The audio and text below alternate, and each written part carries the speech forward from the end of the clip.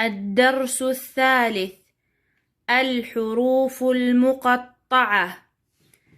في الدرس الثالث هناك وجهان للمد: وجه التوسط وهو مقدار مد المد بمقدار 4 حركات، ووجه الإشباع وهو 6 حركات، ووجه الإشباع هو المقدم في الأداء.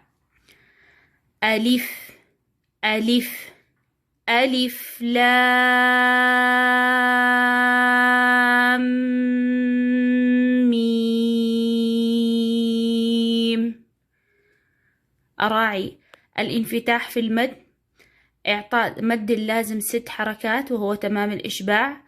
أراعي الغنة أثناء إدغام الميم في الميم، لام ميم، إدغام الميم في الميم ومراعاة الغنة فيها. ألف لام ميم صاد. أراعي الانفتاح في المدود وعدم حصر الصوت. أراعي مد اللازم 6 حركات وهو الإشباع. أراعي الغنة لام ميم وغنة إدغام الميم في الميم. أراعي القلقلة في حرف الدال أثناء نطق حرف الصاد. ألف لام را، مراعاة تفخيم الراء. ألف لام ميم را، مراعاة التفخيم في الراء وإعطاء الحروف الطبيعية مقدار حركتين مدها مدا طبيعيا. كاف ها يا عين صاد. الكاف الإشباع فيه 6 حركات. الهاء الياء مدود طبيعية حركتين حركتين. العين 6 حركات مد اللين العارض. النون أتاني بعدها حرف الصاد، عين صاد، مراعاة تفخيم الصاد، غنة الصاد. الصاد مراعاة القلقلة في حرف الدال، صاد.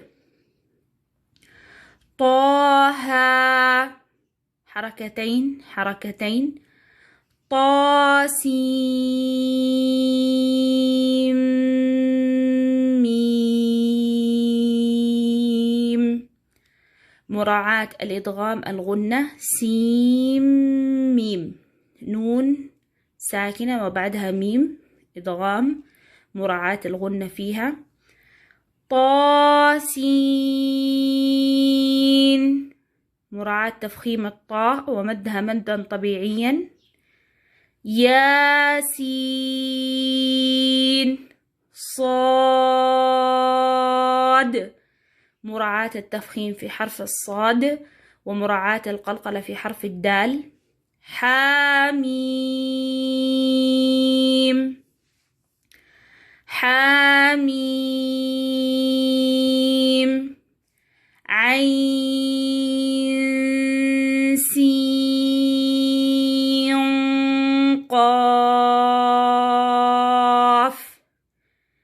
مراعاة المدود وجه الإشباع 6 6 6، مراعاة تفخيم غنة القاف. عين نون ساكنة بعدها قاف، سين قا، سين قا، مراعاة الغنة وتفخيمها. قاف